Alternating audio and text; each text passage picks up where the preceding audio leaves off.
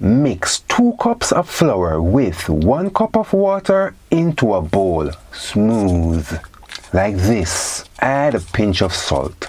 Do not add baking powder in the fritters, in any fritters, unless you want it full of oil. Add a teaspoon of shredded red pepper. Dice half of a Scotch bonnet pepper instead. Dice 1 stalk of scallion. Add 1 mashed garlic puree. Add the sardine, not the oil. Stir in gently. Mix the sardine in the liquid dough like this. Fry 1 tablespoon drop of fritters in hot cooking oil for 4 to 5 minutes on the first side, 3 to 4 minutes on the second side. This is sardine fritters.